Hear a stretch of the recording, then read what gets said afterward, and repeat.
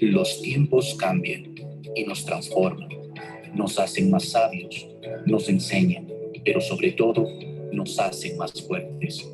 50 años de historia, protagonizada por jóvenes emprendedores y decididos, íntegros, innovadores y creativos, formados con valores y principios, funcionarios comprometidos y dispuestos al servicio de 15.063 estudiantes que se forman como profesionales de excelencia en la matriz, sedes, extensiones y centros de apoyo de la Cato. Nuestro campus, estratégicamente distribuido en el país, cuenta con instalaciones de primer nivel, matriz cuenta, casa administrativa, miracielos, posgrados, Fab Lab, CITT, con sus laboratorios de biotecnología, microbiología, principios activos y soberanía alimentaria, contaminación ambiental y aguas residuales, psicometría y neurociencias cognitivas, simulación en tiempo real, luminotecnia, realidad virtual y realidad aumentada. Sedes, Azogues y Matas. Extensiones, Cañar y La Troncal. Centros de apoyo, Quito, Tena, Zamora. Oficinas en Loja y Machala. Para la excelencia en la formación académica de los estudiantes a través de sus prácticas preprofesionales, la universidad cuenta con el Hospital General Universitario Católico, Laboratorio Clínico, Clínicas Odontológicas, medios de comunicación, Ondas Cañaris y Academia TV. En su editorial universitaria, Edúnica produce libros en todo el proceso editorial, desde la recepción, la diagramación, el diseño, la impresión y la socialización de las obras. La clínica veterinaria ofrece servicios en las áreas de clínica, hospitalización, diagnóstico por imagen y laboratorio clínico. En la apuesta por la internacionalización, la Universidad Católica de Cuenca ha suscrito decenas de convenios internacionales vigentes con países como España, Japón, Perú, Colombia, México. Estos acuerdos permiten que estudiantes y docentes tengan la oportunidad de realizar movilidades a diferentes universidades del mundo, así como recibir estudiantes extranjeros que deseen ser parte de nuestra universidad. Para atender la solución de los problemas y necesidades de la comunidad, la oferta de grado apunta a 25 carreras y en posgrado se ofertan 24 maestrías. Contamos con 8 unidades académicas: administración, ciencias agropecuarias, educación, artes y humanidades, ingeniería, industria y construcción, salud y bienestar,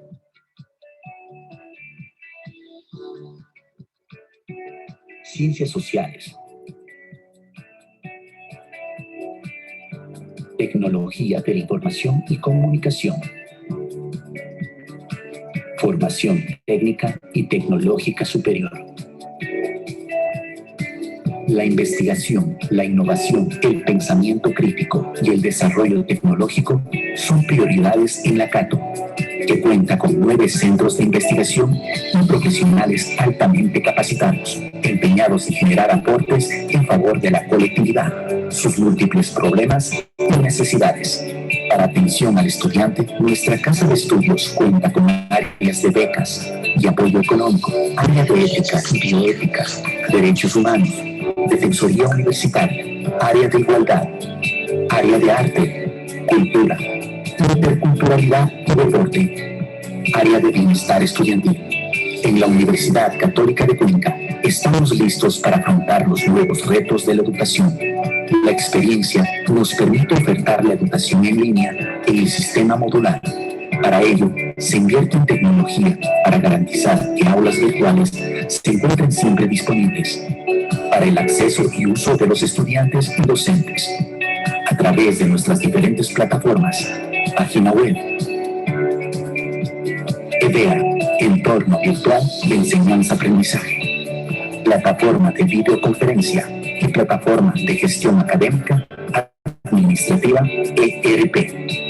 El alma mater A través del área de seguimiento a graduados, mantiene vínculo con sus profesionales después de las aulas, a través de reconocimientos y encuentros, servicios y beneficios, como la bolsa de empleo, gratuidad en la inscripción de posgrados y descuentos en educación continua. El Centro de Educación Continua ofrece formación permanente a estudiantes, profesionales y sociedad en general.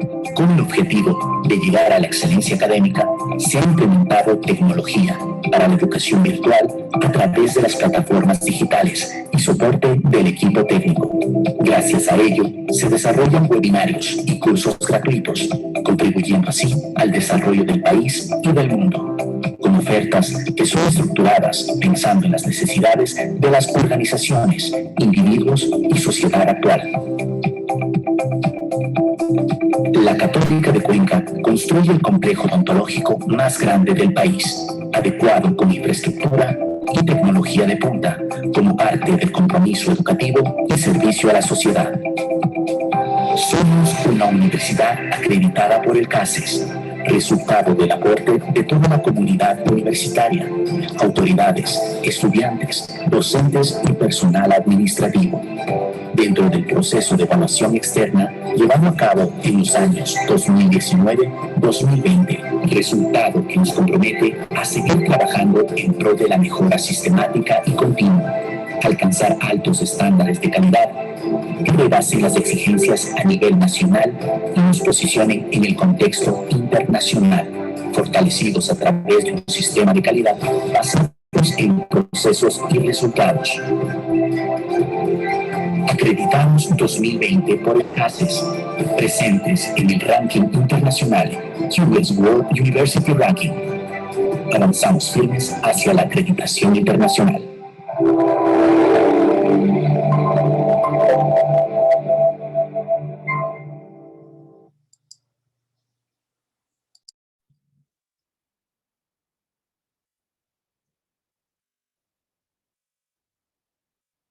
Buenas tardes con todos. Hoy en el programa de Empresas Saludables del Consejo Cantonal y la Municipalidad de Cuenca vamos a recibir la capacitación sobre gestión de riesgos y desastres con el ingeniero Andrés Amaya. Cualquier duda pueden plantear en el chat o en el foro de preguntas y respuestas y al finalizar resolveremos todas sus dudas. Damos paso al ingeniero Andrés Amaya.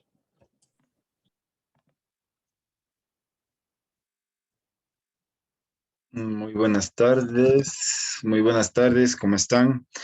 Espero que de lo mejor. Muchísimas gracias por la invitación a esta charla virtual que vamos a tener en esta tarde.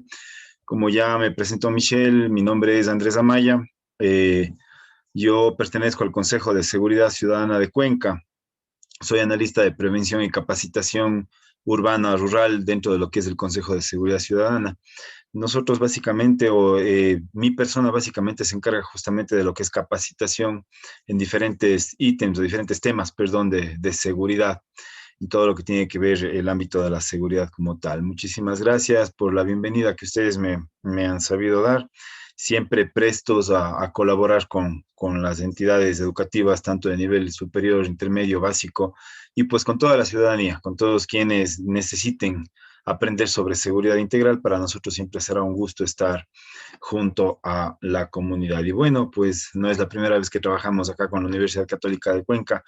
Hemos tenido varios acercamientos, incluso tuvimos un convenio con algunas de las facultades hasta el año anterior, en donde hicimos trabajo conjunto en todo lo que refiere al ámbito de la capacitación como tal. Entonces, una vez más, un gusto trabajar con ustedes, estar junto a la Universidad Católica de Cuenca, participando de estos temas de seguridad.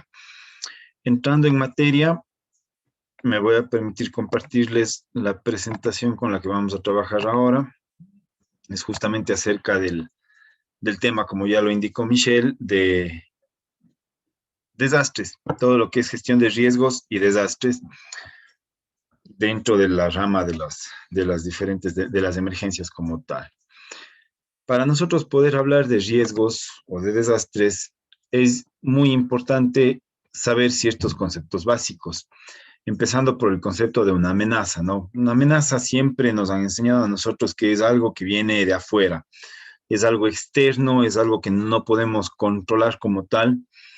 Y pues, según el concepto técnico dentro de la gestión de riesgos, para nosotros la amenaza es se refiere a la potencial ocurrencia de un evento externo, que puede ser natural o puede ser antrópico, es decir, provocado por el ser humano, y que obviamente va a tener consecuencias negativas al realizar un impacto directo sobre personas, bienes o medio ambiente. Nosotros, de acuerdo a nuestra ubicación geográfica, estamos expuestos a muchísimos riesgos de tipo natural y también tenemos o estamos expuestos a riesgos antrópicos, riesgos creados por el ser humano como tal. La vulnerabilidad, ¿qué es en cambio? La vulnerabilidad no es más que las características y circunstancias de una comunidad, de un sistema o de un bien que lo hacen susceptibles a efectos dañinos, a efectos dañinos por causa de una amenaza. Cada uno de nosotros tenemos vulnerabilidades, cada institución, cada lugar, cada casa, por así decirlo, tiene vulnerabilidades, es vulnerable a ciertos efectos que pueden producir estas amenazas, ¿no es cierto? Muchas veces se hacen, por ejemplo, análisis estructurales en donde nosotros podemos verificar que ciertas edificaciones de la ciudad están expuestas o tienen una mayor vulnerabilidad frente a otras. Depende muchísimo de algunos factores, sobre todo en lo que tiene que ver la construcción. Hoy justamente se conmemora, no podemos decir que se celebra, pero sí se conmemora o se recuerda un año más del famoso terremoto del 16 de abril del año 2016, en donde nos dimos cuenta lamentablemente que el Ecuador entero no estuvo preparado para un evento de esa naturaleza. Digamos que la naturaleza en ese sentido nos pasó la factura por habernos despreocupado de estos temas, de los temas de gestión de riesgos. Y si bien la materia de gestión de riesgos no ha sido muy abordada desde hace algunas décadas por los diferentes gobiernos de turno, sí es responsabilidad de cada uno de nosotros justamente ir aprendiendo sobre temas de gestión de riesgos, porque esto nace desde la casa, nace desde el hogar, y de ahí se va replicando o se va multiplicando hacia las diferentes instancias, ¿no? Como puede ser nuestros trabajos, nuestro día a día, en nuestro diario vivir. Siempre nosotros debemos estar con la gestión de riesgos en mente, debido a que, como dije ya, vivimos en un país que es propenso a muchísimos riesgos o amenazas naturales. ¿Qué es el riesgo? El riesgo es la posibilidad de que un evento adverso ocurra dentro de un periodo de tiempo específico o en un área determinada. Les decía ya que el Ecuador es un país que se encuentra en una alta zona de riesgo. ¿Y cuál es el riesgo principal nuestro? Directamente el riesgo sísmico. Al estar nosotros asentados sobre el cinturón de fuego del Pacífico, somos un país de alta actividad sísmica y volcánica. Y eso obviamente hace que nosotros en algún momento podamos ser víctimas de un terremoto, como ya lo dije, como ocurrió el 16 de abril del año 2016.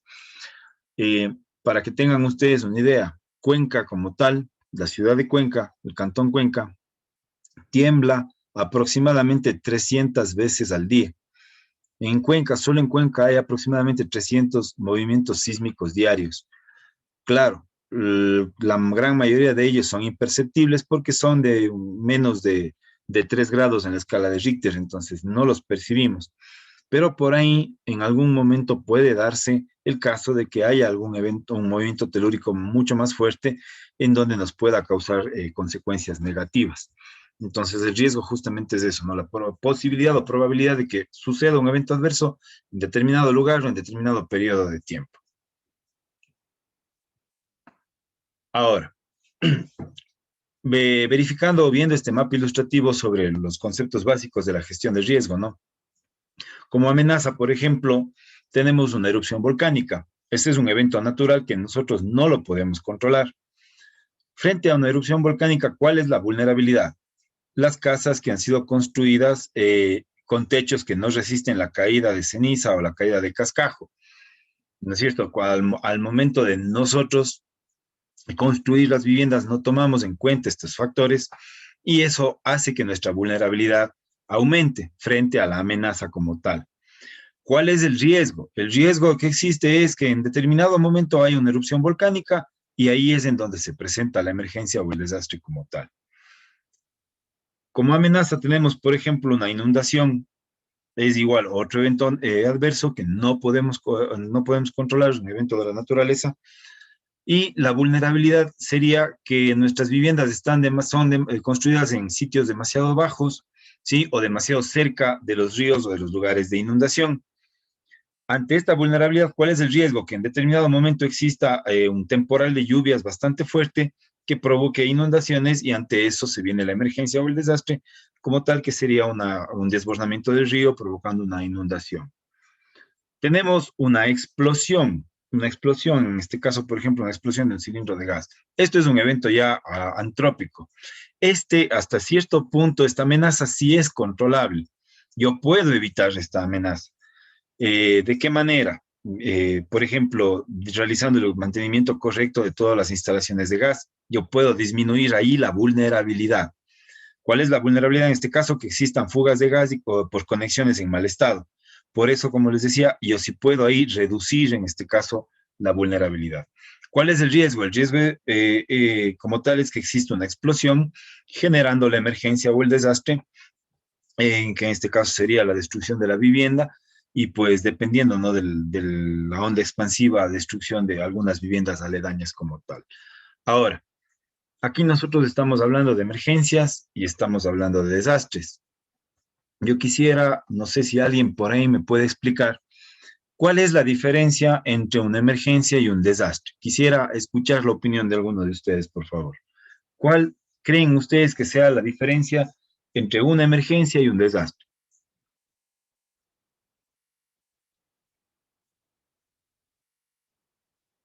Tengo 472 participantes registrados, pero nadie se anima a hablar. A ver, vamos, participemos.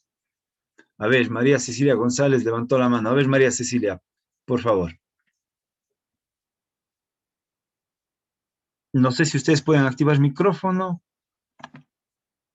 Ya, muchas gracias. Pero aquí en el chat tengo. A ver, la diferencia es la magnitud. Eh, Hasta cierto punto sí y no. Me dice Andrés Torres, emergencia es cuando está sucediendo y desastre es cuando ya sucedió.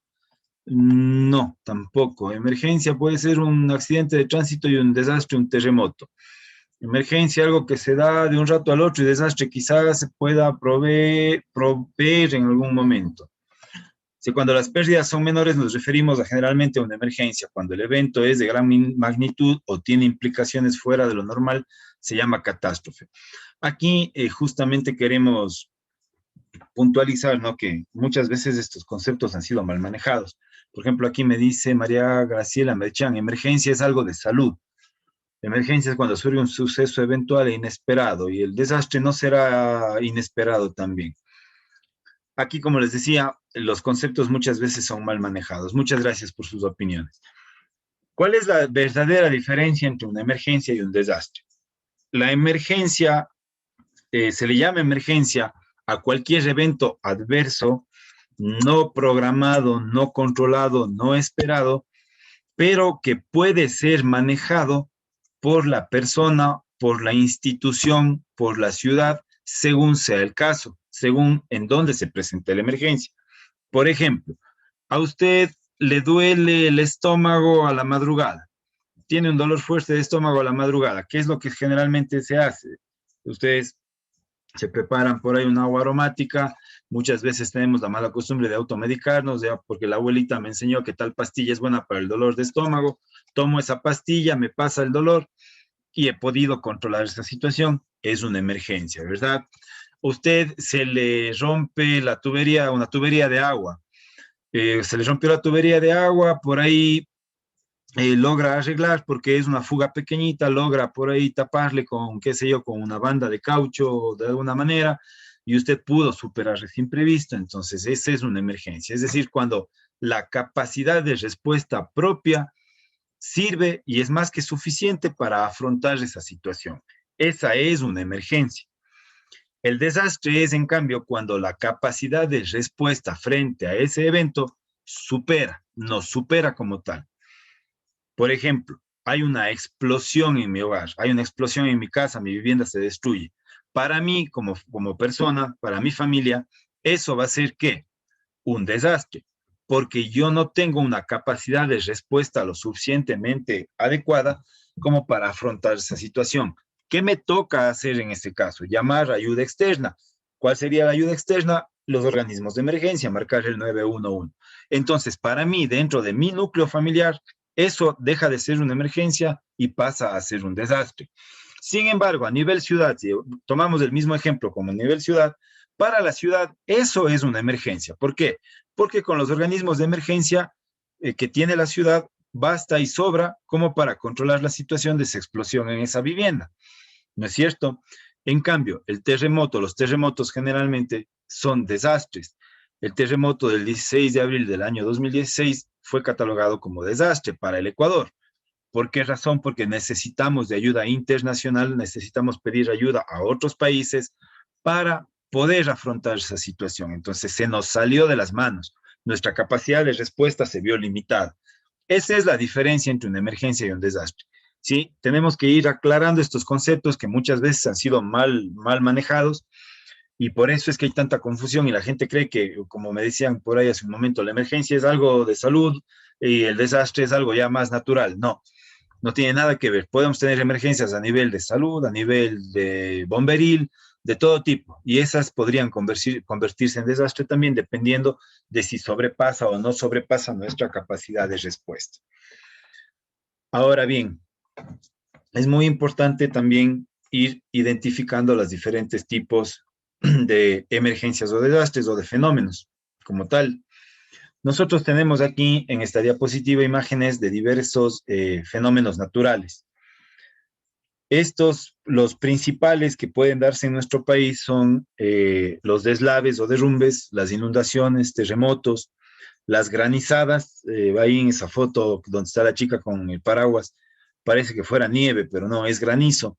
Generalmente en Quito suele suceder esto con más frecuencia. Aquí en Cuenca se dio hace unas pocas semanas una granizada bastante fuerte que reportó incluso rotura de vidrios de parabrisas de algunos vehículos y en algunas viviendas también hasta fracturó los techos como tal. Nosotros estamos propensos a erupciones volcánicas y a tsunamis. Ahora, estos desastres o estos riesgos naturales pueden afectarnos de manera directa o de manera indirecta. Los primeros, lo que es un deslave, una inundación, un terremoto, nos afectaría de manera directa. Podemos nosotros ser propensos a eso, ¿no? Incluido las granizadas como tal, las tormentas, nos pueden afectar directamente. Pero una erupción volcánica y un tsunami no nos podría afectar de manera directa. Aquí, bueno, todo el mundo le llama al famoso Baños, le dicen que es volcán y supuestamente todas las balnearios y la zona de Baños, incluso había la creencia de que la iglesia de Baños acá en Cuenca estaba asentada sobre un volcán. Ya con el pasar de los años, los técnicos han ido descartando esa idea y pues ahora actualmente ya no se le considera volcán a Baños, porque en primer lugar nadie sabe dónde está el cráter, no tiene un cráter, nunca ha hecho erupción, no tiene actividad como tal. Entonces, obviamente las aguas termales salen de ahí por el hecho de que vienen desde bien profundo en la tierra como tal, sale el agua a esas temperaturas y con la cantidad de minerales que tiene. Pero decir que directamente un volcán va a afectar a Cuenca, no. ¿Sí? Indirectamente sí. Por ejemplo, nosotros nos hemos visto afectados en varias oportunidades por el famoso volcán Sangay. Cuando erupciona y lanza gran cantidad de cenizas al ambiente, muchas veces nosotros nos hemos visto afectados por la caída de esa ceniza. Entonces, nos afecta de manera indirecta, ¿no es cierto? De igual manera, un tsunami. Un tsunami nos afecta también de manera indirecta. No como muchos dicen, el agua va a llegar acá, no, jamás. Pero ¿de qué forma? Por ejemplo, si existiese un tsunami en la región costanera, el primer fenómeno que vamos a tener y que sucedió ya cuando fue el terremoto del 16 de abril fue la migración de las personas que viven en esos lugares. Empezaron a llegar acá hacia la sierra, específicamente acá a Cuenca, muchísimas personas que se vieron afectadas por el terremoto y eso obviamente nos causa a nosotros problemas. ¿Por qué razón? Son gente que necesitan comer, son gente que necesitan alimentarse, necesitan un techo en donde dormir y pues lamentablemente muchos de ellos acá no pueden conseguir trabajo, no van a tener las condiciones adecuadas como para poder subsistir con sus familias y pues se dedican a delinquir. Entonces es una afectación indirecta producto de estos fenómenos naturales como tal. Entonces, indirectamente nos afectan estos fenómenos como tal. Los riesgos naturales no se pueden prevenir. Lo único que podemos hacer frente a ellos es prepararnos para saber cómo enfrentarlos nada más. Luego de los riesgos naturales, nosotros tenemos los famosos riesgos antrópicos, que se subdividen en riesgos tecnológicos, ¿sí? Los principales que nos pueden afectar a nosotros son incendios, contaminación por fábricas y también lo que sería la ruptura de represas hidroeléctricas. Un incendio nos podría afectar de manera directa a cualquiera de nosotros. Una contaminación por fábrica, dependiendo de la zona donde estemos y si tenemos cerca alguna fábrica como tal. Aquí el parque industrial prácticamente está dentro de la ciudad ya, se le considera así. Entonces, cualquier fuga de algún material químico, elemento químico que se produce en el parque industrial, nos afecta directamente a la población. Y obviamente la ruptura de una represa hidroeléctrica no nos afectaría de manera directa, por cuanto no pasa ningún, o en la parte alta de los ríos como tal no hay represas. Entonces, si se rompe la presa como tal, todo el agua iría arrasando hacia la sección oriental. Sin embargo, de manera indirecta a nosotros nos afectaría con lo que es el desabastecimiento de fluido eléctrico y eso afecta a la industria como tal, afecta a los hogares. Entonces, es también una afectación indirecta. ¿Se pueden controlar? En cierto sentido, sí. ¿Se pueden disminuir? Sí.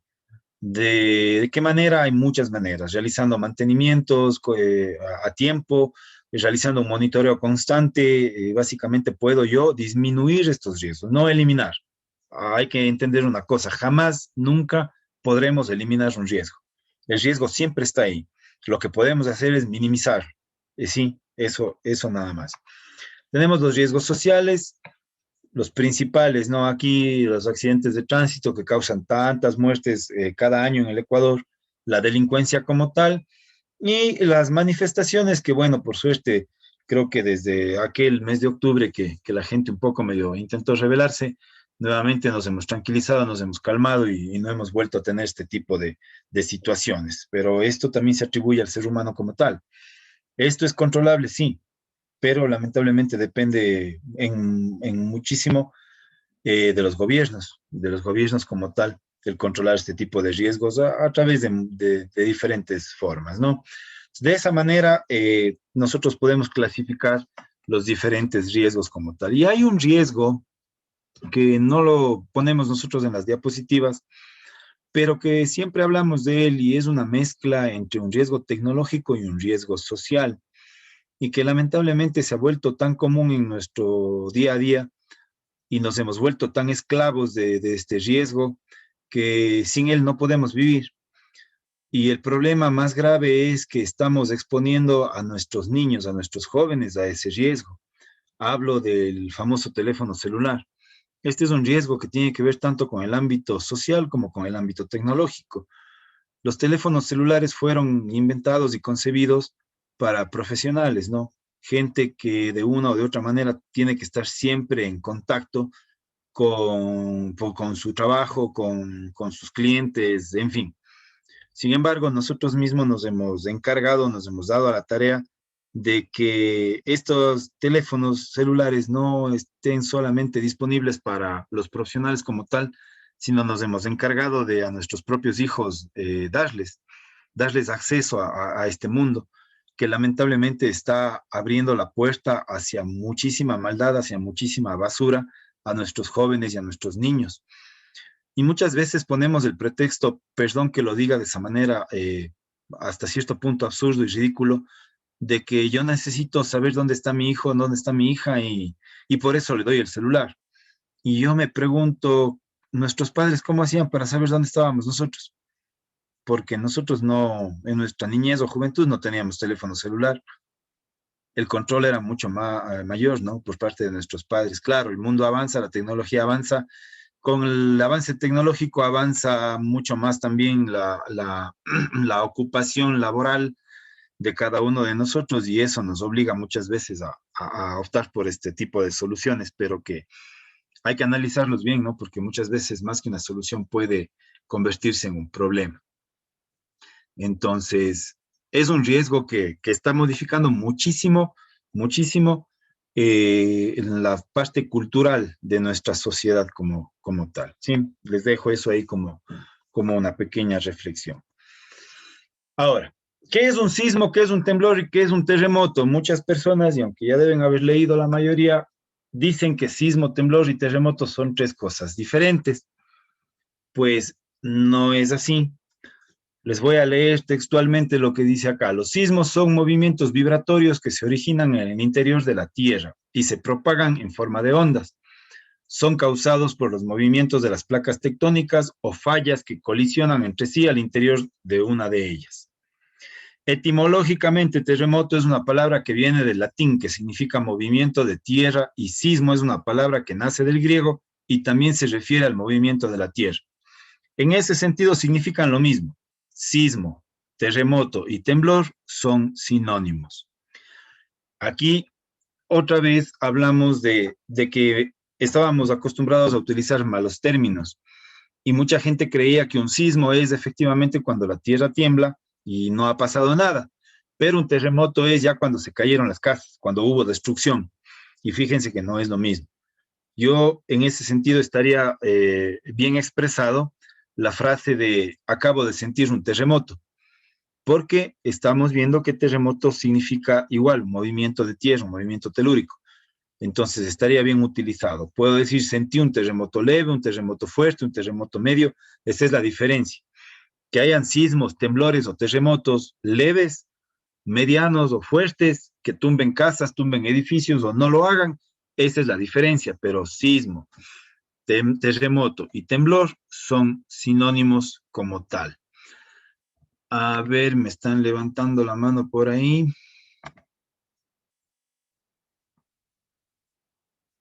Perdón. Vamos. A ver, María Cecilia González, que está levantando la mano.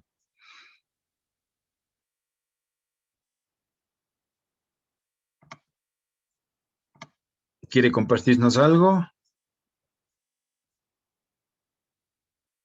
No. Adriana Espinosa levantó la mano también. No, dicen que era al inicio, a lo que hizo la pregunta, pero de ahí no. Ah, ya. Sí, Perfecto, sí hay perdón. más. Perdón, muchas gracias. Que me echen una mano porque estoy yo con la pantalla en la presentación. A veces no se ve bien quién levanta la mano. Muchas gracias. Bueno, al final igual todas sus inquietudes, todas sus preguntas, con mucho gusto las vamos a aclarar. Perfecto. Continuamos. Lo que les decía, ¿no? El Ecuador está ubicado directamente sobre el famoso Cinturón de Fuego del Pacífico, que es esta línea roja que ustedes pueden apreciar acá. Esta es una zona que es sísmicamente bastante activa y obviamente también tenemos bastante actividad volcánica como tal.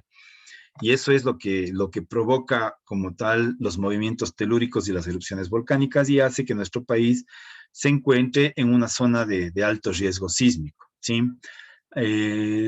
Lenis Vuelas Salazar está levantando la mano. Sí, Lenis. Algo que quiera compartir con nosotros.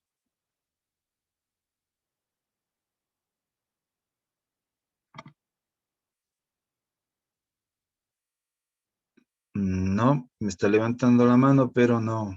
No, sabe que a mí no me sale que levantan la mano ya. No. Sí, acá me está saliendo. Bueno, en fin, continuemos. Como les decía, al último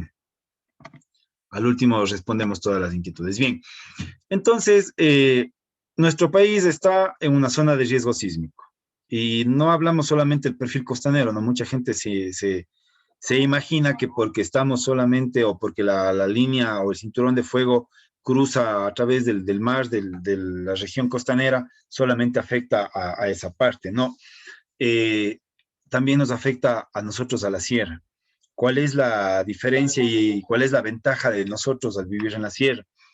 Que nosotros, nuestras ciudades, nuestras casas, nuestros edificios, están ubicados sobre suelo rocoso. Y al estar ubicados sobre suelo rocoso, al momento que existe un sismo, esas rocas, esas placas de roca, amortiguan ese movimiento, hacen que el movimiento se amortigue y vaya disminuyendo en su intensidad.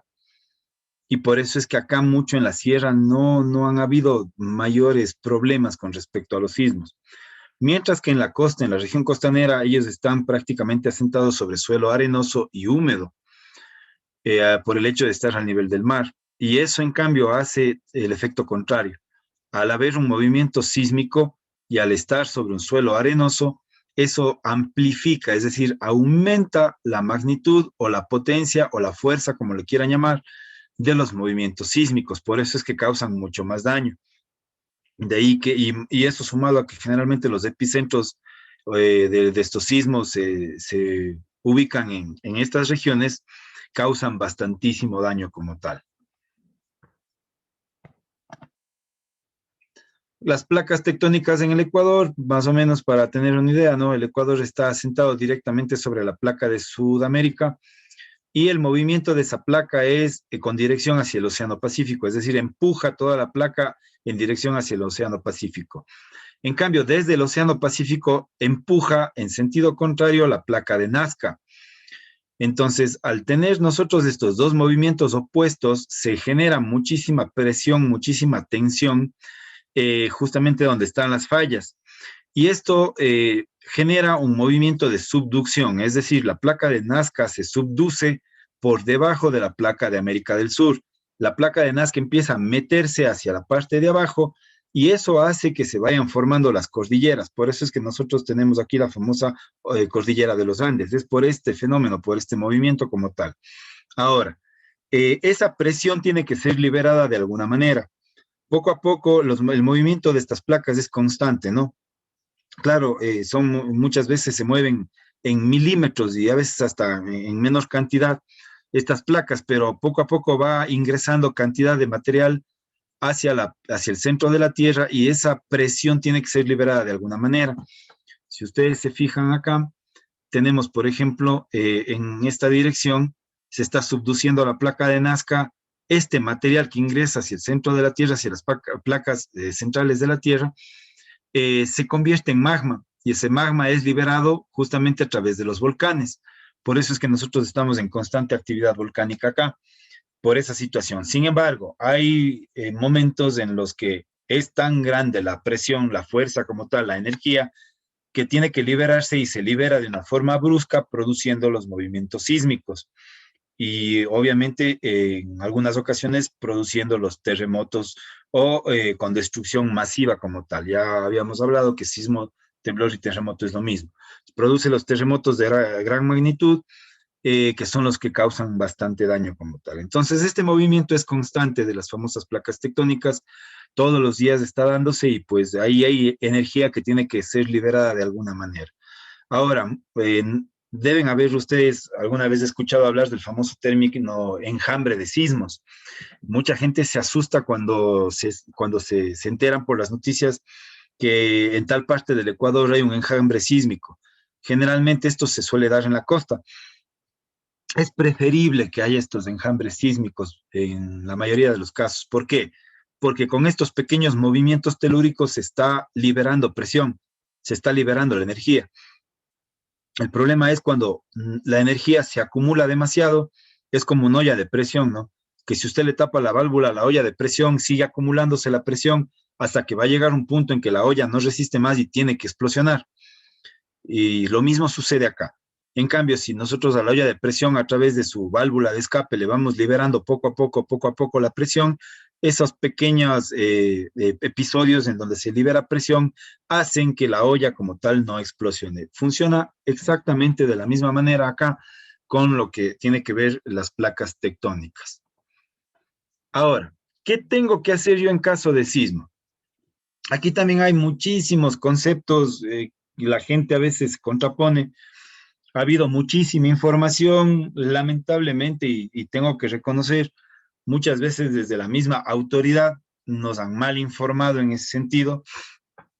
Nosotros hemos querido copiar muchas veces modelos americanos, modelos europeos, pero hacemos mal. Nosotros, por ejemplo, en materia de sismos, en materia de terremotos, no podríamos jamás copiar el modelo norteamericano. ¿Por qué razón? Porque las normas de construcción de ellos son completamente diferentes a las nuestras. Para ponerles un ejemplo, el americano construye su casa de cartón, la mayoría de las veces, ¿no? De material prefabricado, porque saben que ellos pagan un seguro, tienen la casa asegurada y si se les quema y se les cae, pues la compañía de seguros afronta esos gastos y ellos van a tener otra casa como tal. En cambio, no, nosotros no. Aquí los materiales que se utilizan son fuertes, aquí estamos acostumbrados a hacer casas para que duren 50, 60, 100, 200 años. Entonces, ahí nomás ya las técnicas de construcción son completamente diferentes. No pudiéramos eh, copiar estos modelos porque no se acoplarían a nuestra realidad. Entonces, no podríamos nosotros tampoco adoptar la filosofía o literatura, perdón, de estos países que ellos pues piensan de otra manera o actúan de otra manera, tienen otro tipo de cultura. De quién sí podemos y debemos y lo hemos hecho, de quién sí hemos copiado los modelos y es un ejemplo para nosotros, perdón, acá en Latinoamérica son los chilenos. Discúlpenme un minuto, por favor.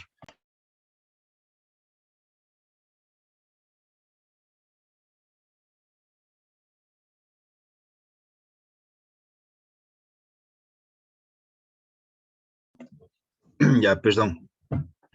Ya estaba con la garganta un poco seca. Bien, mil disculpas. Les decía, nosotros podemos o debemos copiar estos modelos de Chile. Chile, por excelencia, es un país que tiene sismos prácticamente todos los días, sismos, digamos que de mediana intensidad o hasta de intensidad fuerte. Lamentablemente, Chile ha sido un país que aprendió sobre gestión de riesgos y sismos con sangre. Es un país al que le ha costado mucha sangre, mucho dolor y mucho sufrimiento aprender lo que ahora ellos saben. Y son un ejemplo para nosotros, ¿no? Y tomando el modelo chileno, nosotros hemos tenido capacitaciones con muchos expertos chilenos en la materia y pues lo que ellos nos han dicho es lo que ustedes pueden leer en este momento en la diapositiva, ¿no? ¿Qué hago en caso de sismo? Primero y básico, mantenga la calma. Mantenga la calma. Un loco hace 100 locos más. Esa es una frase tan cierta.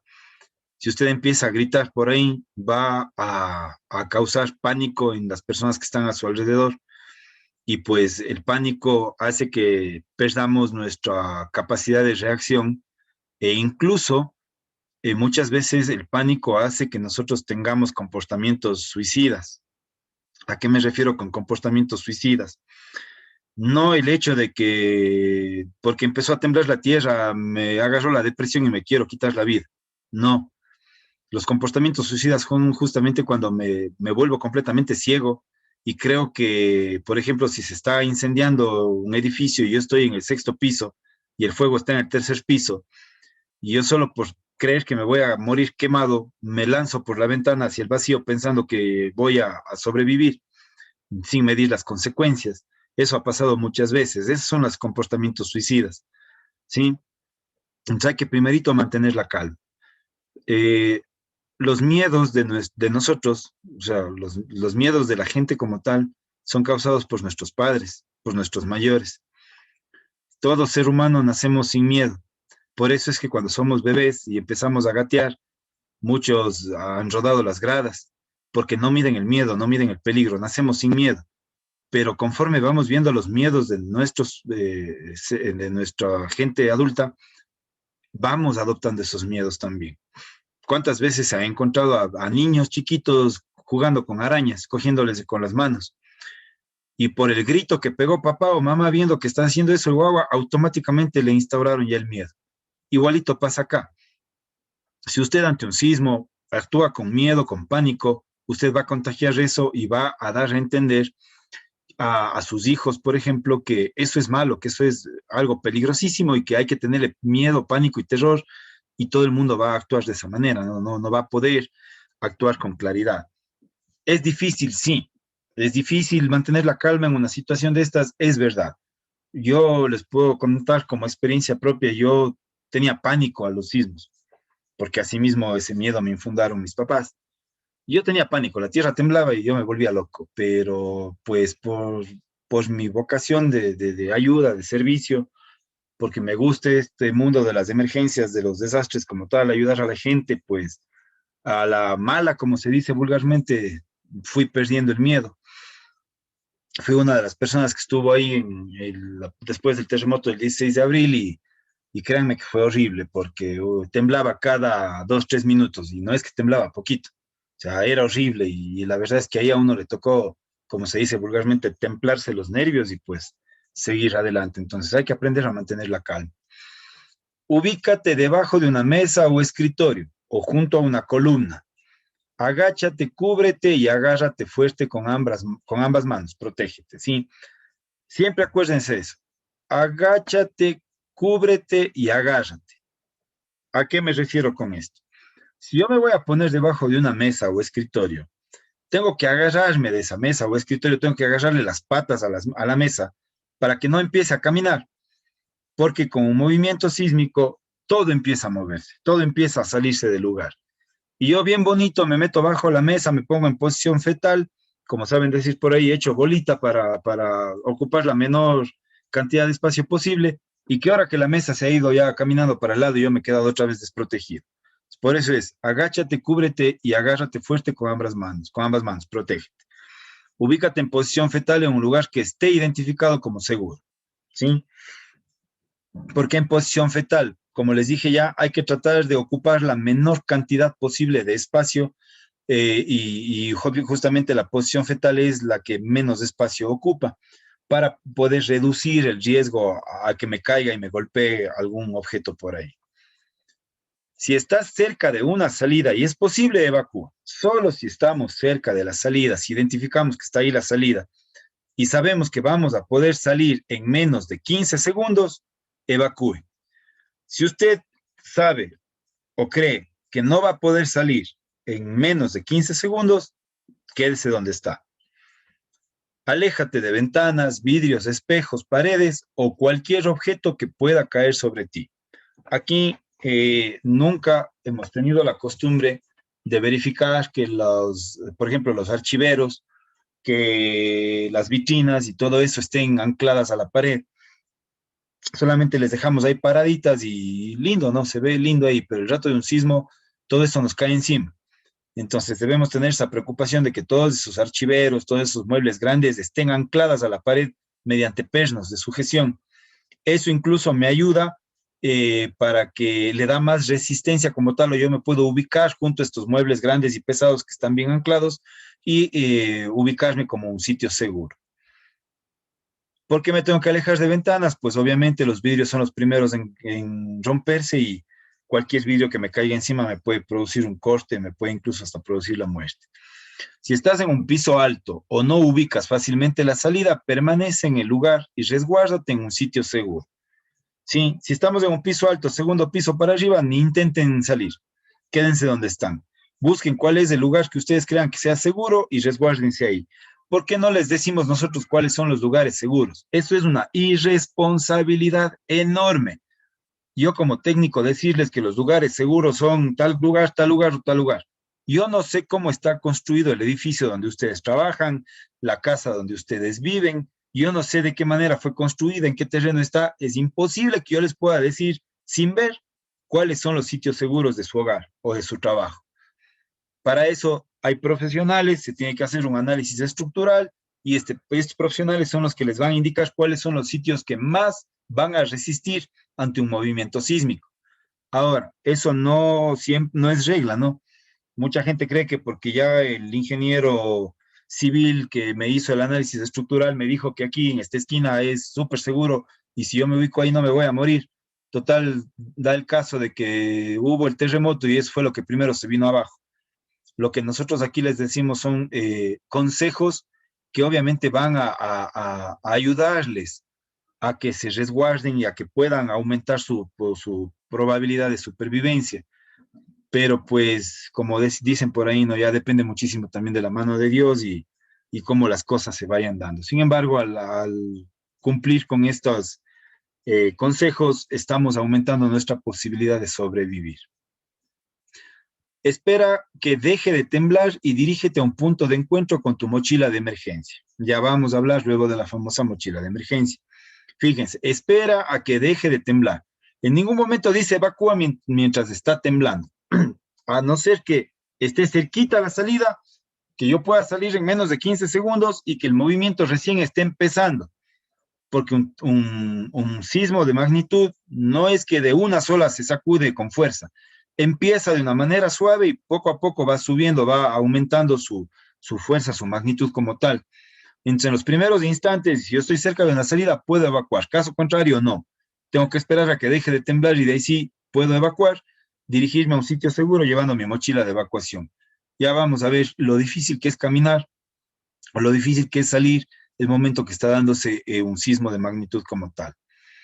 Una vez que termine el sismo, verifica a tu alrededor y evacúa hacia un lugar seguro. Igual, yo no les puedo decir cuáles son los lugares seguros que están alrededor de su trabajo o de su casa. Ustedes tienen que identificar eso. Muchos dicen, sí, es en un parque, pero total, en el parque ha habido un montón de árboles y eso también me pueden caer. Es afuera en la calle, pero en la calle pasan líneas de transmisión de media tensión y en algunos casos hasta de alta tensión. Me cae encima, muero electrocutado. Entonces, tengo que analizar todo eso. Tengo que ver un lugar que sea despejado. Eso sí, que sea despejado, en donde no haya ninguna cosa alta que me pueda caer encima al yo permanecer ahí. Bien. Fíjense en este video, por favor. Ya ellos sintieron el primer movimiento y están evacuando. Si ven, lograron evacuar porque estuvo cerca. Miren ahí. Si ven, miren de qué manera se sacude la tierra. La última persona en salir, si vieron, casi se cae de espaldas. No sé si avanzaron a observar lo que tenía en las manos, el por qué se demoró en salir. Sí, repito el video para que lo aprecien. Ahí sintieron ya. Y no pierdan el tiempo, ellos evacúan. Este es justamente un video del 16 de abril del 2016. Fue de ese terremoto. Miren, el señor se demora en salir porque saca a un bebé que estaba en una de esas cunas portátiles por sacarle y rescatarle a su bebé.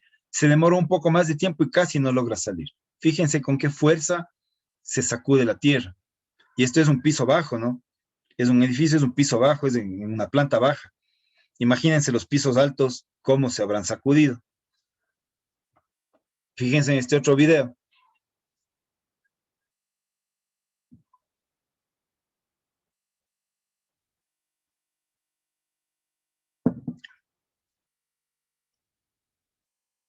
Temblor, temblor, dice ahí uno. Y toditos se quedan parados viéndose las caras. Hoy hay temblor, hoy hay temblor. Y nadie hace nada. El otro entra, oigan, ¿qué está temblando? Y vean dónde se para. Con la chica que le abraza y porque cree que le abraza ya no le va a pasar nada.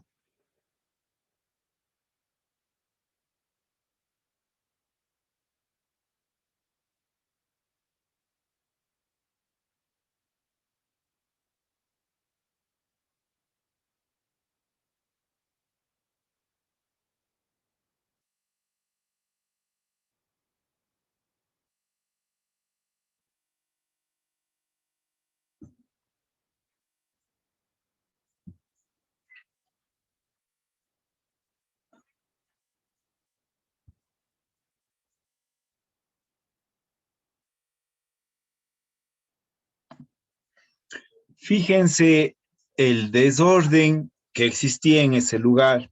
Muchas cosas sueltas.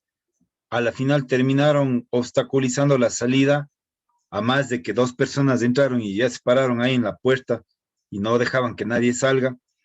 No reaccionaron correctamente. Claro, ellos sintieron ya el movimiento.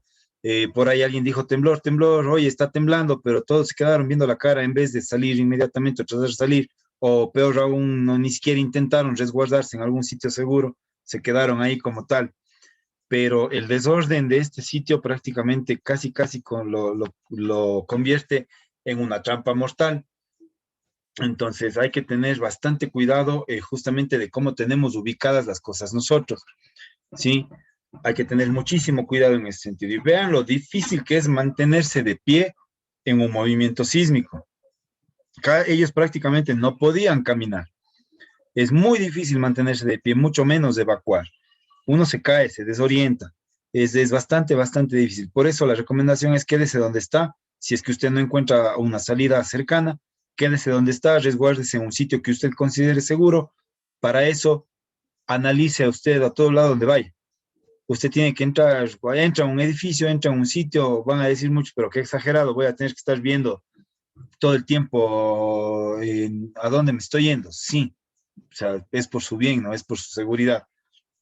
No le toma más allá de unos pocos segundos hacer una inspección visual y buscar en dónde están muebles grandes, fuertes, pesados, en los que usted pueda resguardarse como tal. Ahora bien, ¿cuál es el círculo o el ciclo de respuesta ante los desastres? Lamentablemente aquí en el Ecuador, esto lo llevamos en desorden. Esperamos siempre que primero se dé la emergencia. Y una vez que se da la emergencia, entonces voy a buscar la respuesta. Puede ser emergencia, puede constituirse en desastre o convertirse en desastre, dependiendo la magnitud o dependiendo la capacidad de respuesta, como ya habíamos analizado. Pero siempre estamos mal acostumbrados a esperar a que se dé la emergencia para luego dar la primera respuesta. Una vez que se da la respuesta, empieza la rehabilitación, empezamos a tratar de nuevamente rehabilitar servicios básicos, luego viene la reconstrucción, empezamos ya a reparar todo lo dañado, y de ahí estamos queriendo empezar a trabajar en prevención, cuando desde aquí deberíamos partir, siempre deberíamos partir desde la prevención, para luego hacer una mitigación. ¿Qué es la mitigación? Reducir justamente los riesgos. Luego una preparación, ver nuestra mochila de emergencia y todo ese tipo de situaciones. Luego permanecer en alerta hasta que se dé la emergencia. Y de ahí deberíamos recién ejecutar el resto del ciclo. Aquí, como digo, estamos mal acostumbrados. Siempre estamos esperando que primero se den las cosas para luego ver qué hacemos. Debería ser al revés. Siempre deberíamos empezar previniendo. Ahora, la cadena de respuesta operativa. Usted como individuo es susceptible a riesgos como tal. Ahora, dependiendo de la capacidad de respuesta suya, usted puede ser que necesite de su familia, de su núcleo familiar para poder enfrentar esa emergencia como tal. Sin embargo, es muy diferente si la emergencia se da durante el día o durante la noche. ¿Por qué razón? Puede ser que yo con mi familia me ponga de acuerdo, puede ser que con mi familia ya converso qué es lo que voy a hacer en caso de emergencia, pero tomando en cuenta que la familia está reunida, que todos están en casa. Eso generalmente se da en las noches, cuando todos están ya yendo a descansar, está la familia completa. Pero durante el día, papá y mamá muchas veces están en sus trabajos, los hijos están en la escuela, en el colegio, dependiendo, ¿no? Y la respuesta no va a ser la misma. Entonces hay que tomar en cuenta todos estos factores como tal. Y si usted necesita o la respuesta al evento sobrepasa su capacidad, pues entra en este caso el barrio, la parroquia, el cantón, la provincia, la región, el país como tal, o incluso puede convertirse en un evento internacional. De esa manera es como funciona la cadena de respuesta operativa. En el terremoto del 16 de abril del año 2016 se dio tal cual. Obviamente ese ya llegó a ser un evento internacional.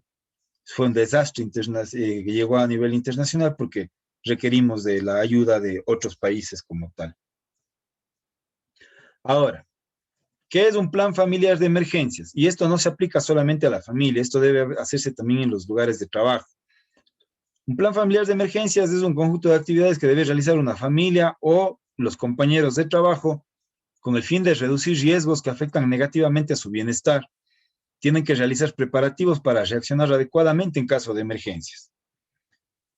Una actividad entretenida en la que debe participar toda la familia o todos los integrantes de una organización laboral.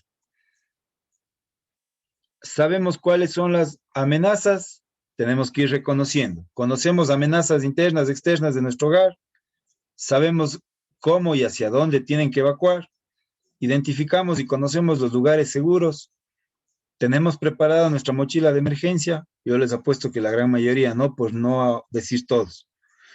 Sabemos cómo nos vamos a comunicar en caso de emergencia, esto es importante, ¿no?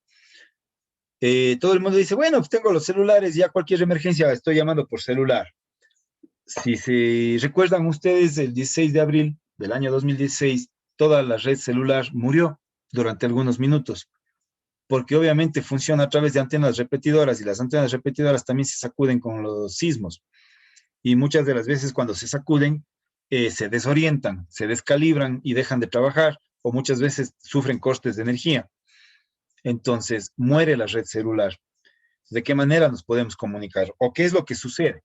Generalmente, cuando hay algún tipo de emergencia, algún tipo de desastre, nos encanta a través de las redes sociales tratar de comunicarnos. Inmediatamente abrimos nuestro WhatsApp, empezamos a mandar mensajes a todo el mundo. El Facebook, a través del Facebook empezamos también a postear todo lo que está pasando, pero generalmente la red celular, el servicio de internet de la red celular es el que primero pues, se muere, ¿no?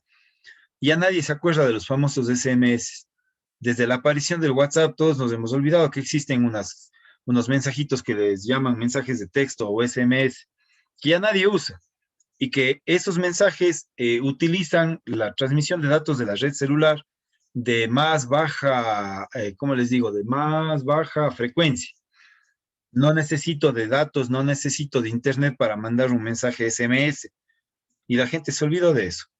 Entonces, es muy bueno que nosotros en nuestros hogares, en nuestros trabajos, digamos, ¿no? Si hay alguna emergencia o lo que sea, no me mandes un WhatsApp, mándame un SMS, porque ese llega porque llega. ¿Sí? Entonces, preferible eso. Tenemos determinado un punto de encuentro en caso de emergencia. Ustedes han hablado con sus compañeros en el trabajo, saben en dónde tienen que reunirse en caso de una emergencia para hacer el conteo y ver desaparecidos. En sus hogares, con su familia, han determinado un punto de encuentro. En el caso de que, por ejemplo, en el día haya un evento de este tipo, ¿en dónde va a reunirse la familia? ¿En dónde va a encontrarse? ¿No es cierto? Tiene cada uno responsabilidad en caso de emergencia. Esto es importantísimo. Cada persona, ya sea en la oficina, ya sea en el hogar, debe tener una responsabilidad en caso de una emergencia. No pretendan que una sola persona se encargue de hacer todo, porque esa persona va a quedar atrapada, va a morir, no va a poder salir. Cada quien debe tener una responsabilidad. Tiene que usted analizar las características de la casa o edificio como tal. ¿De qué material de construcción está hecho? Si usted conoce el tipo de suelo donde está construido, esto es muy importante. Hay suelos, hay zonas aquí en Cuenca donde tienen la tierra como que un poco más floja, digamos así, que otras, entonces aguantan menos. ¿Cuál es la distribución de los espacios físicos dentro del edificio de la construcción? Las estanterías están sujetas, lo que les acababa de decir hace un momento. Sobre las camas hay lámparas o cuadros que al caer puedan hacer daño. Esto es típico, sobre todo en Cuenca. Casi la mayoría de los cuencanos tienen sobre la cabecera de la cama una imagen de alguna virgencita, de algún santito, un altar pequeño o fotografías. Jamás se debe colocar sobre las camas, sobre la cabecera de la cama, nada de esto. Puede usted hacerlo a un lado, en alguna otra pared, pero no encima de la cabecera. ¿Por qué? Usted está durmiendo en mitad de la noche o la madrugada, hay un movimiento fuerte y lo que está encima de su cabeza es lo que primerito le cae. Entonces, pónganlos en otro lado. ¿Sabe dónde se encuentran las llaves de paso y cómo cerrarlas? Es muy importante identificar eso. ¿Conocemos quiénes son nuestros vecinos y cómo podríamos ayudarnos? Esto es algo clave. ¿Cuáles fueron los primeros en brindar ayuda en el terremoto del 16 de abril? No fue ni la policía, ni los bomberos, ni las Fuerzas Armadas. Fueron las personas del lugar, los vecinos. Es importantísimo llevarnos bien con los vecinos, conocer a nuestros vecinos, porque en caso de emergencia son los que primerito van a venir a ayudarnos. Olvídense de los organismos de respuesta. Ellos también son seres humanos y ellos también son vulnerables de ese tipo de situaciones. Van a demorarse algunos minutos, por no decir algunos días, dependiendo de la situación, hasta organizarse y poder llegar a ayudar, sobre todo cuando son este tipo de desastres. Las características del barrio o de la zona donde se encuentran emplazados. Hay ríos, quebradas y acequias cerca que puedan producir daño o problema. Existen fábricas que puedan producir contaminación en caso de emergencia. Hay laderas, hay árboles grandes o inestables que puedan caer. Existen edificios o construcciones en mal estado. Hay redes eléctricas de alta tensión que me puedan afectar. Hay rellenos. Hay zonas seguras. Todo eso tenemos que ir analizando, ¿no? Debemos hacer un croquis del edificio, del lugar donde nosotros estamos. Y en ese croquis nosotros vamos a identificar con color rojo todas las zonas que sean peligrosas y en donde yo no me debería ubicar en caso de una emergencia. Y con color verde vamos a ubicar todos los lugares que sean seguros o que yo crea que son seguros y en donde me puedo resguardar. De igual manera vamos a ubicar con líneas de puntos de color azul de preferencia cuáles son las rutas de evacuación. ¿Ya? Uno de los lugares más seguros en una casa, hablo de una casa, bueno, en general, uno de los lugares más seguros en donde me puedo resguardar es el baño. ¿Por qué? Porque es el lugar más pequeño. Al ser el más pequeño, es el que estructuralmente más aguanta. Y la segunda razón, y la principal creo yo no debería ser ni la segunda, porque en el baño ustedes tienen agua. Y si se quedan atrapados y tienen cerca una toma de agua, ustedes van a poder sobrevivir muchísimos días bebiendo agua, así no coman nada. Sí, uno vive mucho más tiempo bebiendo agua y así no ingiere alimentos que al revés. Entonces es mucho más seguro resguardarse en el baño como tal. ¿Sí?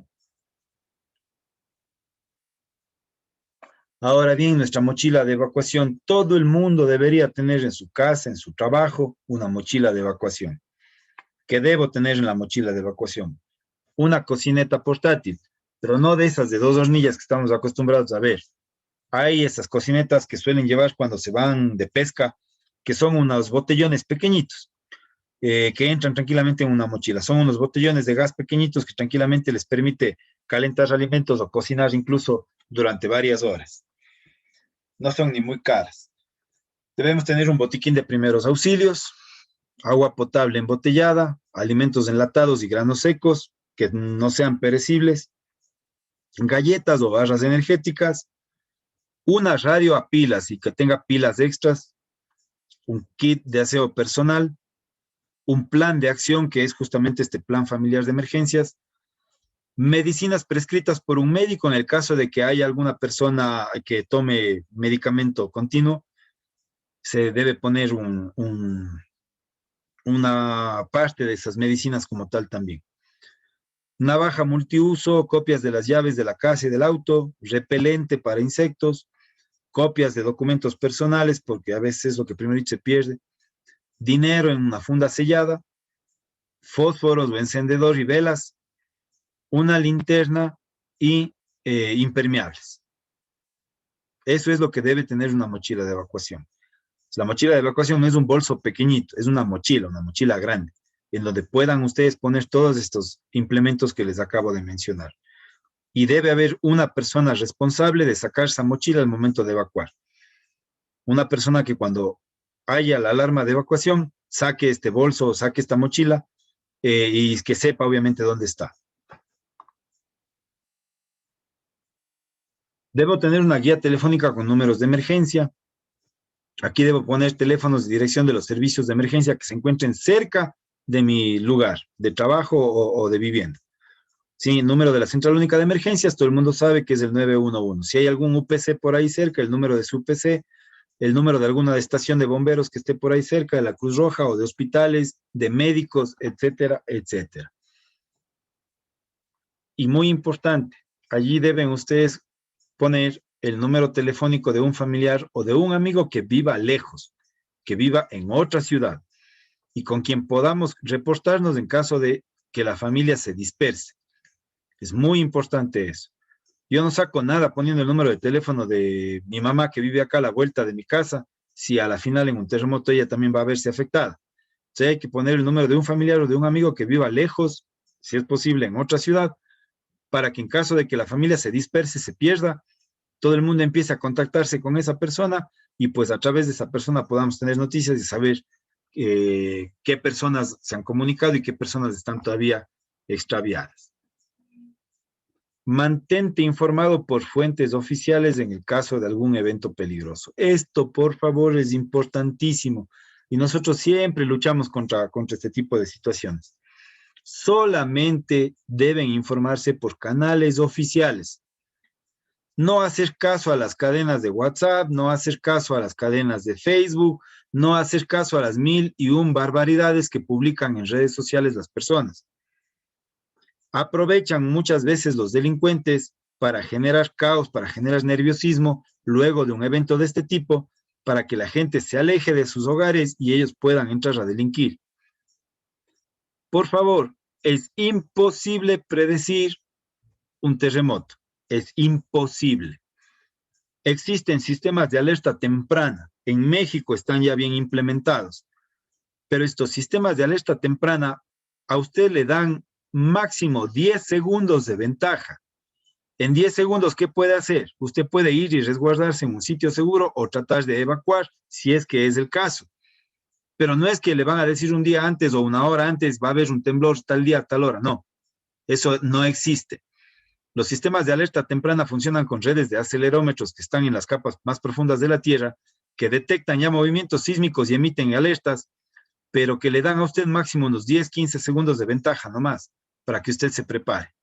Mucho cuidado con esas cadenas de que los científicos han determinado que durante este mes estamos en un alto riesgo sísmico y que entre tal día y tal día puede haber un terremoto. Eso es mentira.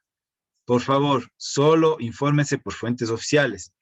Hay muchas imágenes, muchas publicaciones en redes sociales que incluso toman fotografías que son de otros países y que nos quieren hacer creer que eso está pasando acá en el Ecuador. Mucho cuidado. Y por favor, rompamos la cadena. Si por algún motivo me llega a mí un mensaje de esos, no continuemos con la cadena, rompamos ahí la cadena. No seamos parte, no seamos cómplices de esta red de desinformación. Y cualquier noticia que les llegue en ese sentido, si usted quiere reenviarla, por favor, tómese la molestia y el tiempo de confirmar. ¿Quién es la fuente? ¿Qué persona le envió? ¿Esa persona es confiable? ¿De dónde sacó esa información esa persona? Hagan un poquito de investigación y van a ver y van a terminarse dando cuenta de que la mayoría de esas noticias son falsas. Lo que les decía, no hay que decidir quién se encarga de hacer qué.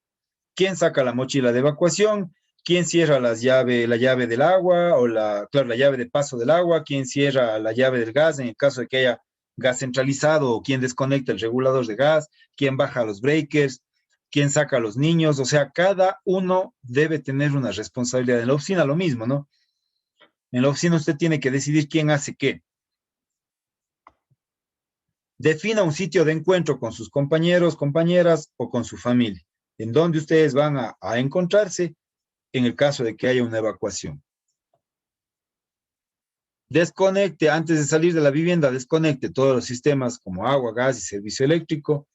No olvide documentos personales, prepare ropa abrigada, prepare medicamentos recetados en caso de enfermedad, verifique que todos los miembros de la familia u organización hayan abandonado el sitio, cierre todas las puertas con llave. Sí, primerito los delincuentes llegan a querer hacer de las suyas. ¿Sí? Básicamente, esas son las recomendaciones que les podemos dar en torno a la gestión de riesgos y desastres. Como ustedes podrán ver, hay mucho por hacer. Hay bastante trabajo todavía. Nosotros como país estamos bastante atrasados en riesgos.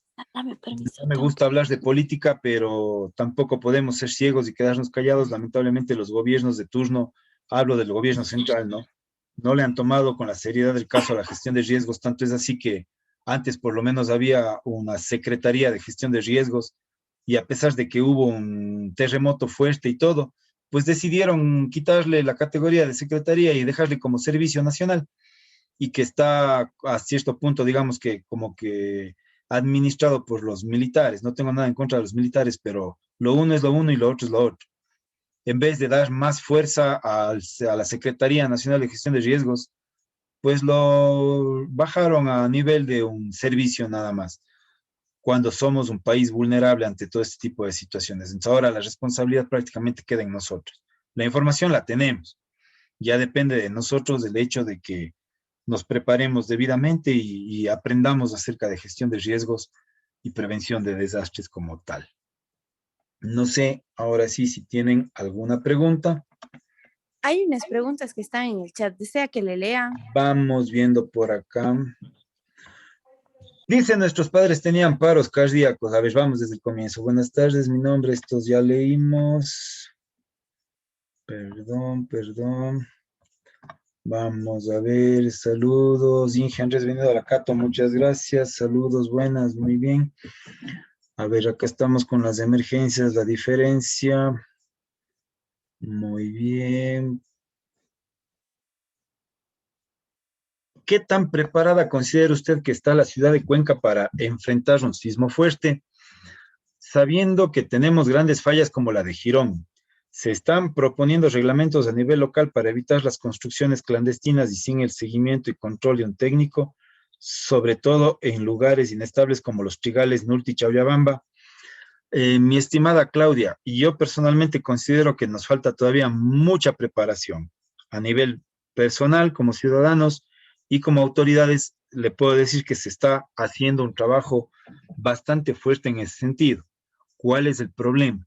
La falta de presupuesto hace que los técnicos, la contratación de técnicos sea en medida reducida y no se puede inspeccionar toda la ciudad en conjunto, digamos así, para poder ubicar este tipo de cosas. Pero ahí viene la corresponsabilidad. ¿En qué sentido? Que si usted como vecina sabe que están construyendo una edificación sin los permisos adecuados, tiene que usted denunciar. Eso no es ser mala gente, no es ser chismoso, no es ser sapo, como saben decir, sino es justamente colaborar con este tipo de cosas. A la final es seguridad mía también. Sí, es verdad, tenemos la famosa falla de Girón. La falla de Girón termina justo en el Parque Calderón. Ahí termina la famosa falla de Girón. Entonces, miren, estamos todavía más propensos a un evento de este tipo. Nos falta mucho, sí, nos falta mucho, pero poco a poco lo estamos haciendo. Otro problema que se da es cuando vamos nosotros como dueños de predios a sacar permisos de construcción en el municipio. El municipio como tal me dice que no puedo construir en tal zona porque es una zona con terreno flojo y que esa zona es exclusiva para hacer bosque.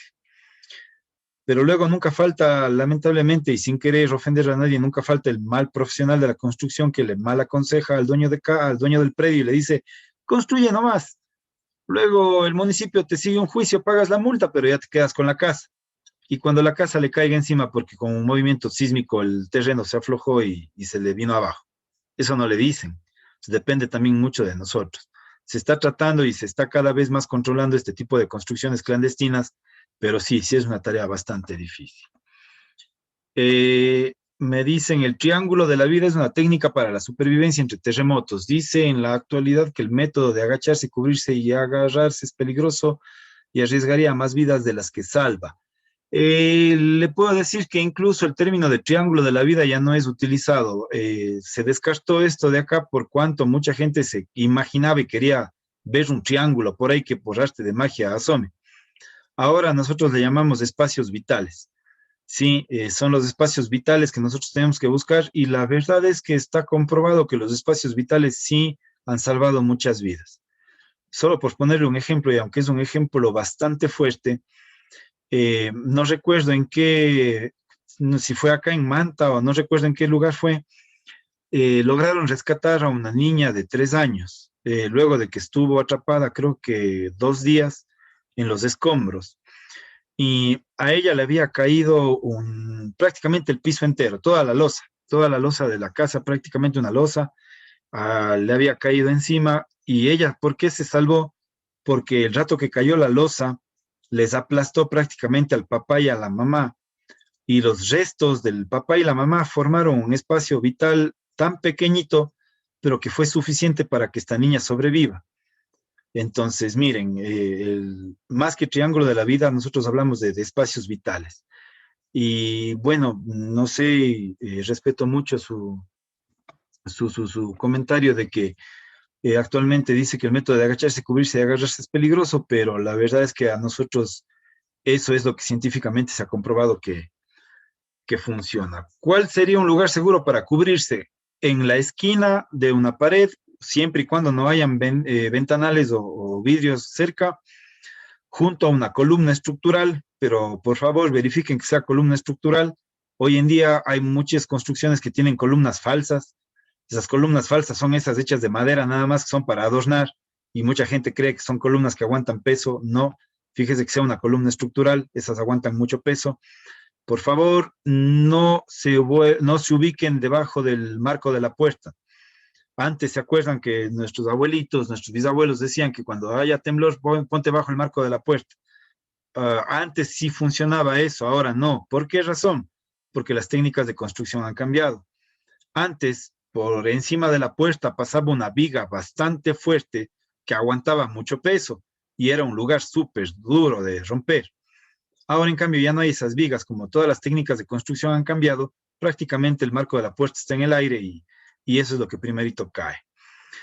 Por favor, nos puede compartir el material de la capacitación. Muchas gracias, muy bien, felicitaciones. Muchas gracias a usted, Marcia, con mucho gusto. Yo les voy a tratar de hacer llegar a través de Michelle el material, un PDF, para que ustedes lo puedan tener. Les invito a visitar la página www.csc.gov.es.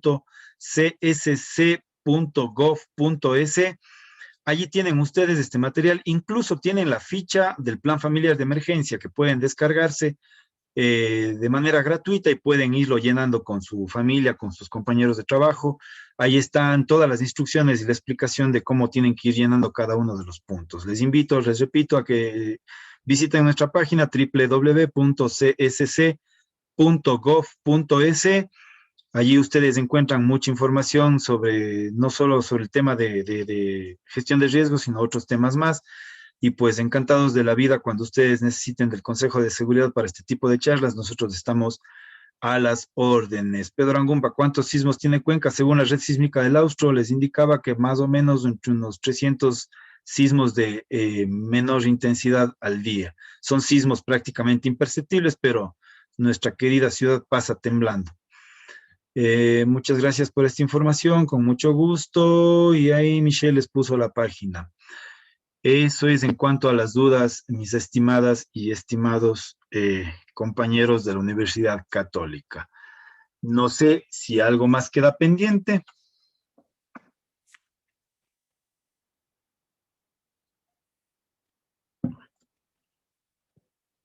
Me parece que ya no han puesto más preguntas.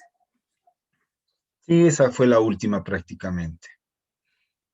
Bueno, agradecemos al ingeniero Andrés Amaya por colaborar con nosotros en la capacitación sobre gestión de riesgos y desastres. También agradecemos a la Universidad Católica de Cuenca por participar con nosotros en el proyecto de Empresas Saludables. Esperamos que tengan una buena tarde y ya les vamos a hacer llegar a la presentación a través del ingeniero Giovanni King. Muchas gracias a todos por asistir y que tengan una buena tarde, perdón. Muchas gracias por la invitación y siempre a las órdenes. Un gusto. Hasta luego, gracias.